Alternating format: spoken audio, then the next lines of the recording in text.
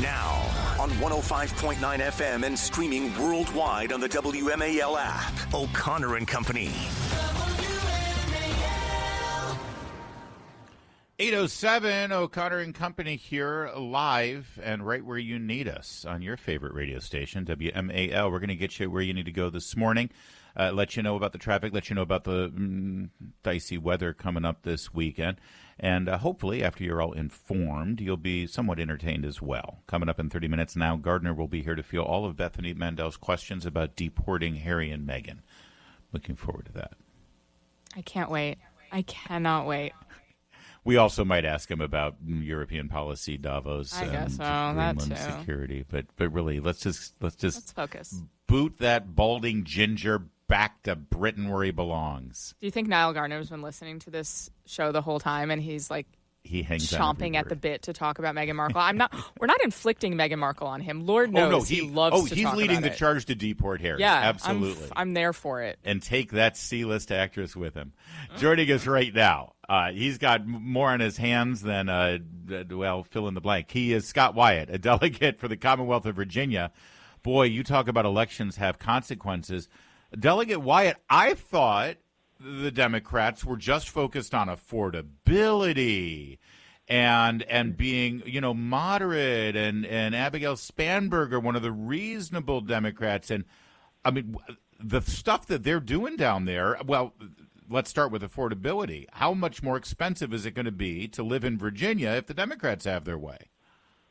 And you're spot on, Larry, and thank you and Bethany for having me on. I'm Scott Wyatt. I represent the 60th House District, which is portions of Hanover County. So as you're traveling down 95 and hit Ashland, my district starts there, runs east all the way to Colonial Downs in New Kent County. And and you're absolutely right. The campaign was all about affordability, and we have yet to see the first bill that will lower cost for the taxpayers of Virginia, the middle-class taxpayers that help fund this state government.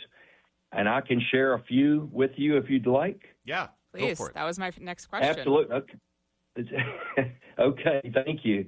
Sales tax, creating a tax on gym memberships, haircuts, and that. Right now, and let me start by saying Virginia's running about a 1.2 to 1.5 revenue surplus. The economy is, Governor Youngkin leaving office, the economy is that strong in Virginia that there is some dollars to work with, 1.2 to 1.5. We'd like to return them to the taxpayers by lowering taxes because they're not needed. There's a bill to tax 4.3% on every Uber Eats order and Amazon delivery that comes to your house if you live in Virginia. A 3.8% tax, another bill on estates and trust.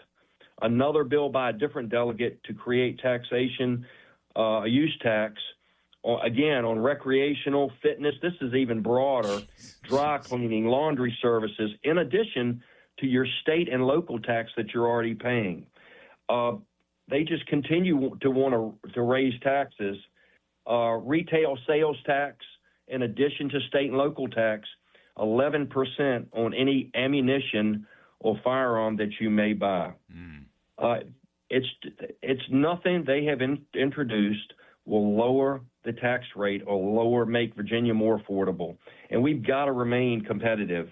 FMLA, they want, in the Senate, there's a bill to create a payroll insurance fund or additional payroll tax that an individual will have to pay to fund FMLA. California, New Jersey, Rhode Island, Delaware, there, we've got to remain competitive.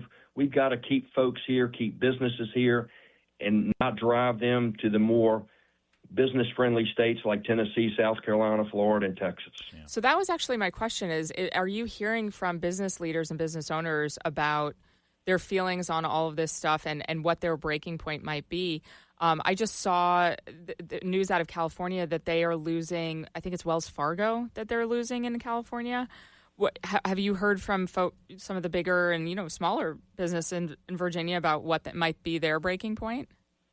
And the associations are starting to engage. They know right now in Virginia, our makeup in the House, 36 Republicans, 64 Democrats. We can't stop a lot in the House, the Northern Virginia senators that introduced a lot of these bills. Right now, the paid FMLA was by Senator Boysko. So we've got to get to those senators, the business community. The taxes will, as you say, and you're right, drive. South Carolina is the number one state in manufacturing right now. It'll drive companies and jobs, and these are the good-paying jobs from Virginia, and make Virginia less affordable.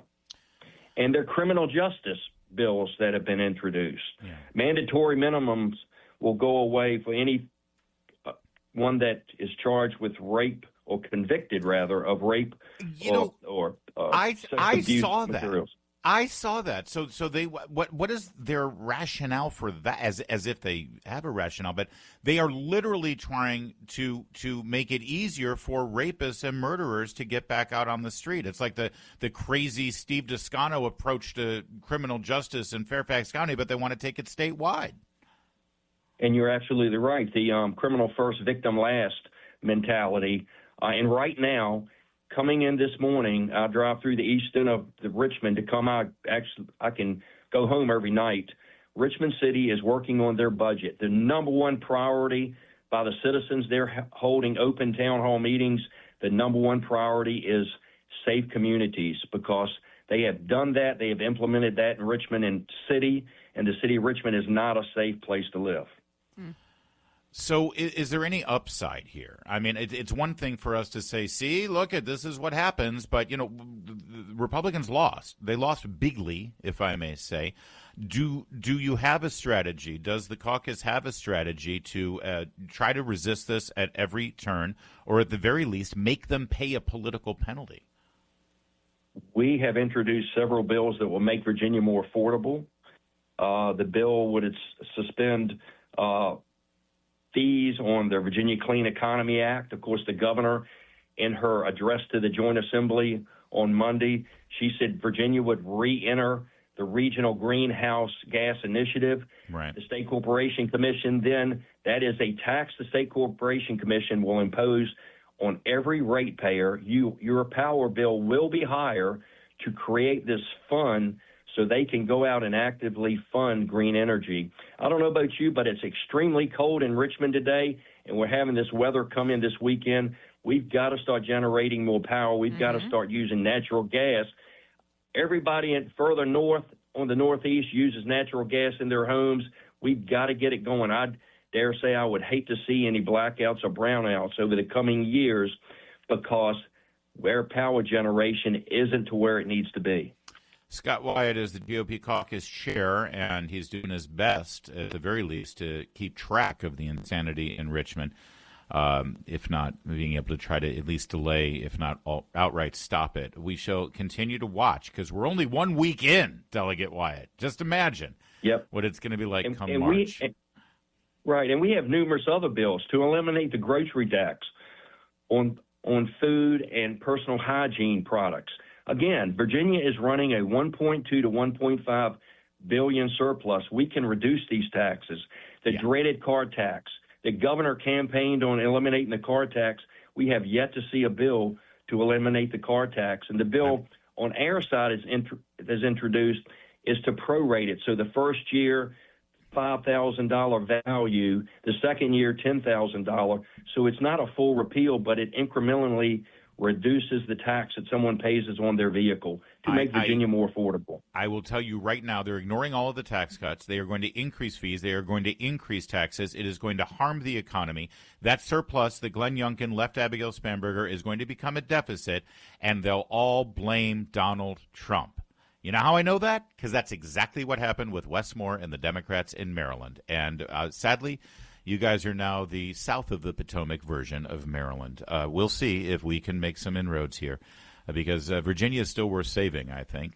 Delegate Wyatt, we got to leave it there, sadly. Thank you for joining us, and keep in touch. We want to see how this goes.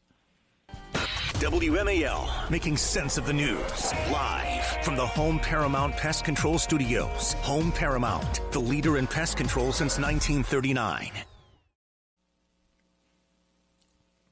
Well, it's election season once again, Fairfax.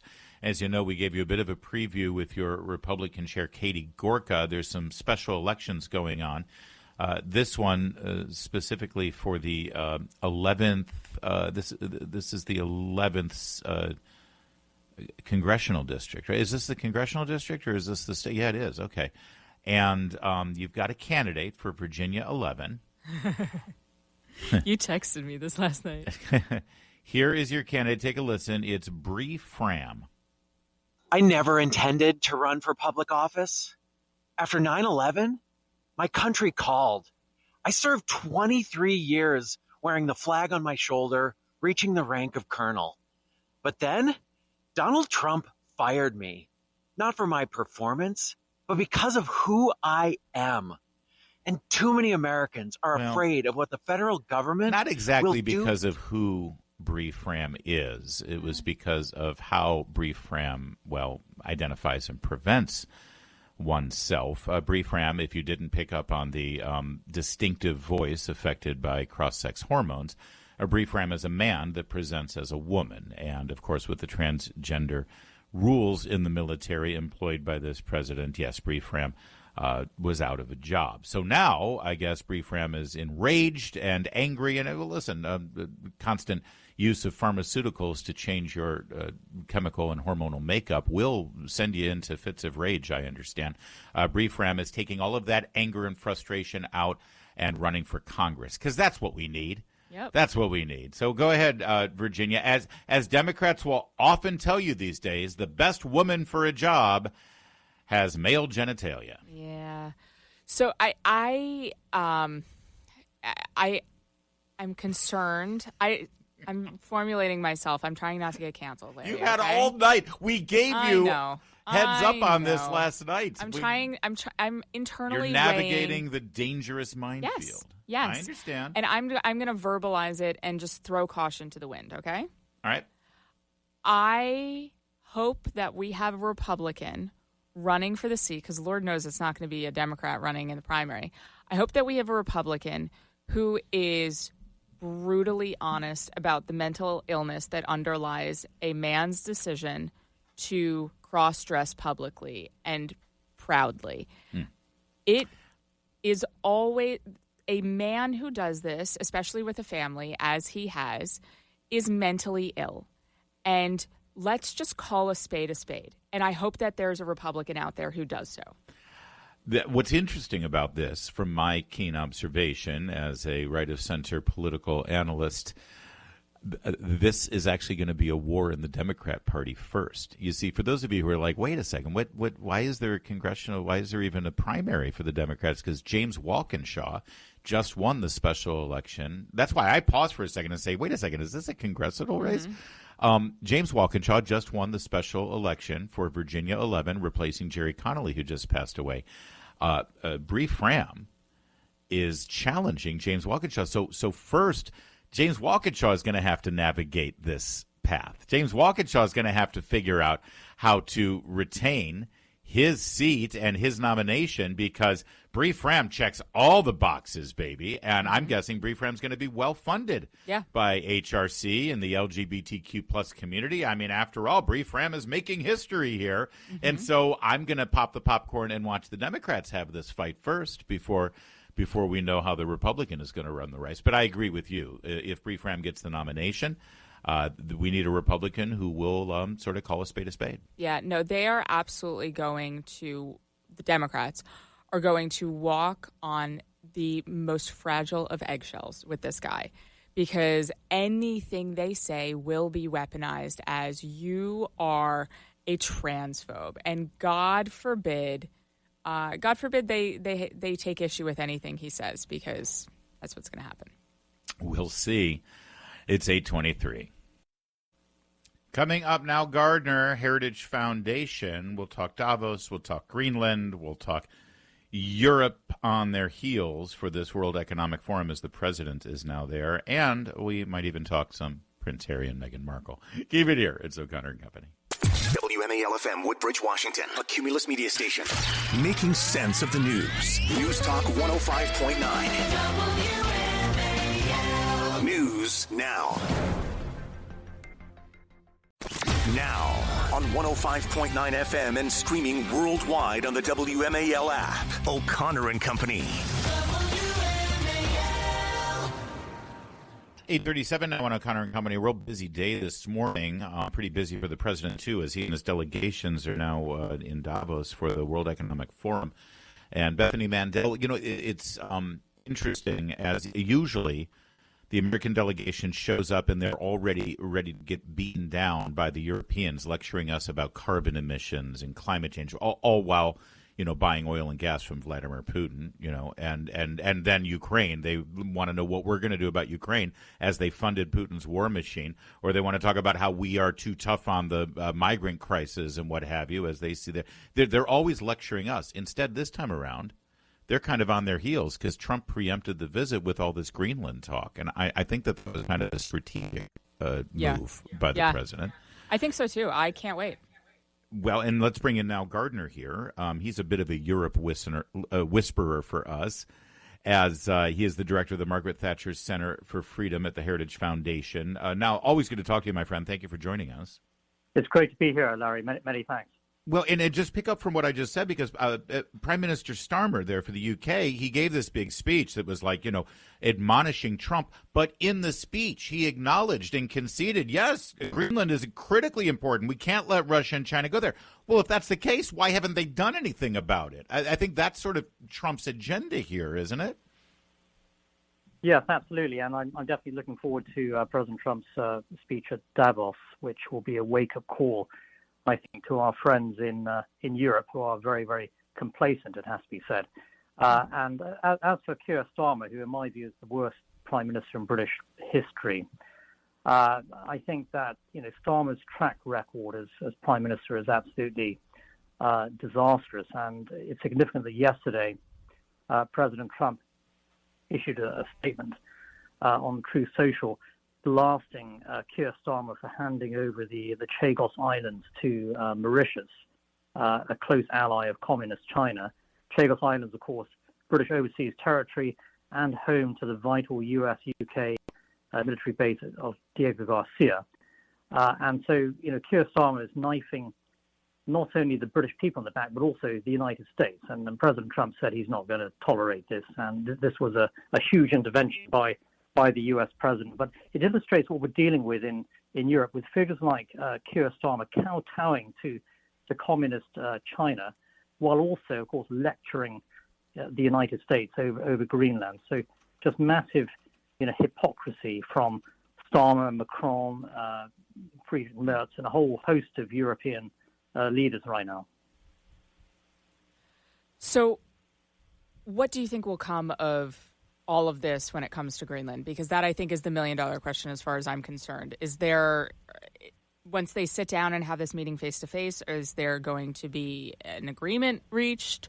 Or is it just, are we going to continue having this pretty open hostility between us and our allies?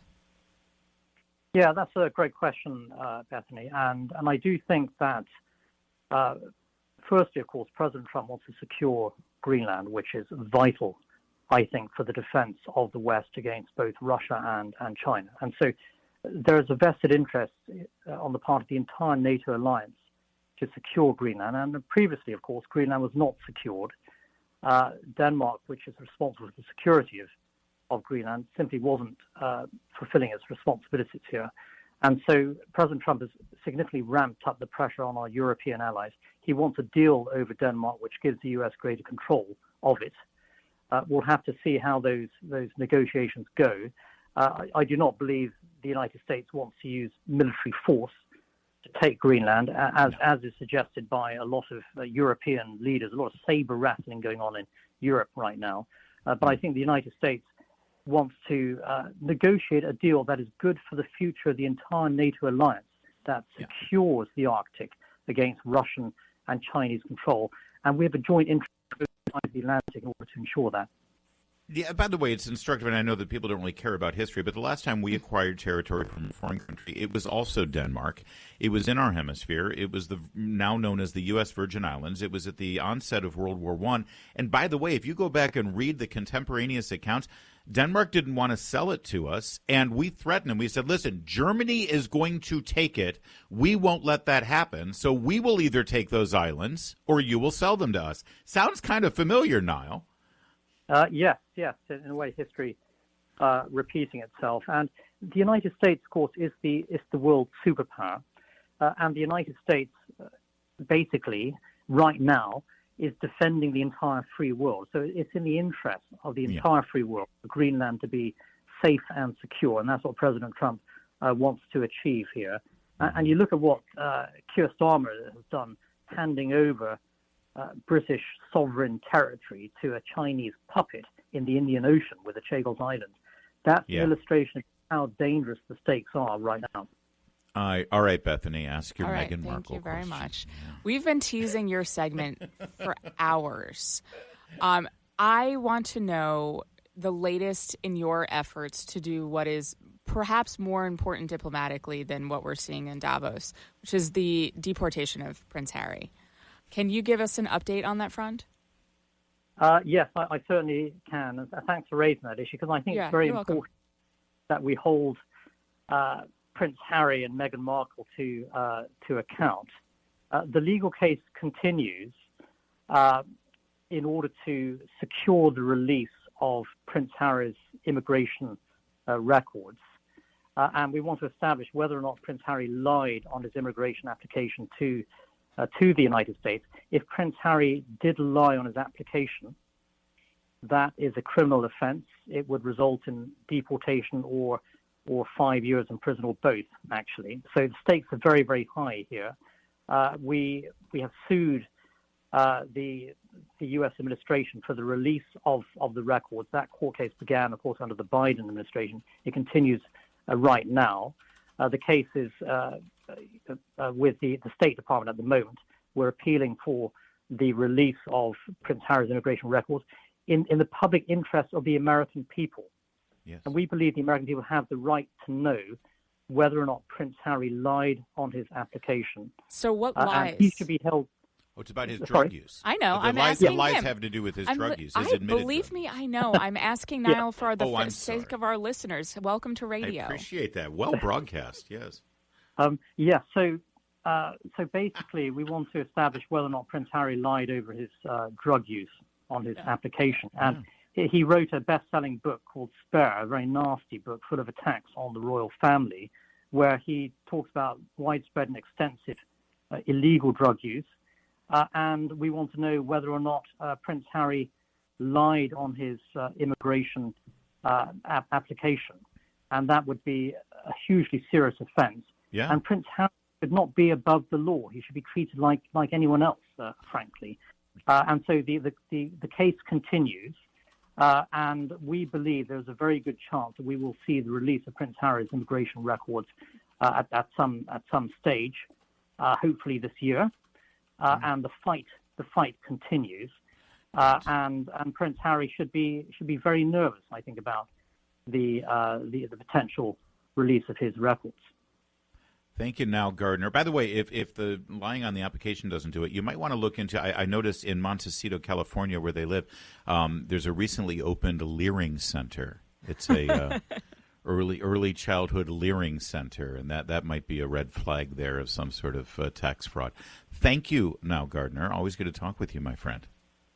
It's great to be on the show. Many thanks. He's very tolerant of my stupid humor. You know, from the country that brought us Benny Hill, you'd think that he would be, a little bit more open to my nonsense. This afternoon on the Derek Hunter Show, how are Democrats handling the one-year anniversary of the Trump administration, Part 2? About as well as you'd expect. We'll talk about it at 3 o'clock on WMAL. What was with Brigitte Macron's little boy toy there? You saw the President of France, President Macron, was delivering remarks, and he was wearing, like, aviator. He was wearing shades. Did you see that? Was there ever any explanation as to what was going on there? I think he's being, and I'm not saying this as a joke, I think he's being physically abused. Remember that video of him stepping off the plane and she started hitting him, and when they realized the cameras were on, they turned and smiled? Yeah. So you think he's like covering up a black eye that she gave him? 100%. That the biggest scandal of Candace Owens focusing all of her ire on the Macrons is that she's picking the most absurd things. For a couple, there's actually a lot to dissect that's real. Yeah. And it's the weirdest relationship in public life. It is, which is saying something. I know. I know. He never explained the reason why he had these what appeared to be blue reflective aviator sunglasses on indoors while at the World Economic Forum. They said that French media said that it's an ongoing medical condition known as spousal abuse. Apparently, at the hands of his questionably gendered wife. No, there. it's not. I know, but I just like playing at it. I don't know why, because it's like I can make oblique references like that, and it makes people giggle. And meanwhile, they're suing Candace Owens for being less than oblique. I know. Don't get sued, Lar. It's not... Allegedly. All right. Meanwhile, Scott Bessent, by the way, while the French are acting like idiots and wearing sunglasses, he brought the heat yesterday. Take a listen to his remarks. And just to be clear, that we have Europe buying Russian oil still 4 years later, they are financing the war against themselves. Thank you. As they stand there and lecture us and ask us why we're not sending troops and armaments and military and support for Ukraine because of Russian aggression, they continue to pay for those tanks. They cannot stop themselves. They keep buying Putin's oil. And one other thing, they have still not closed the Iranian embassies in their countries and sent the Iranian diplomats back to Tehran after what we're seeing in the streets of that nation. Yeah. They have no moral authority over us, never take a backseat to Europe on any of these issues. Yep. One of my favorite criticisms of President Trump is that he's made us enemies all around the world. And my response is, yeah, great. Good. Yeah, I'd rather enemies. be feared than loved. Well, that explains your marriage. It's 8:53.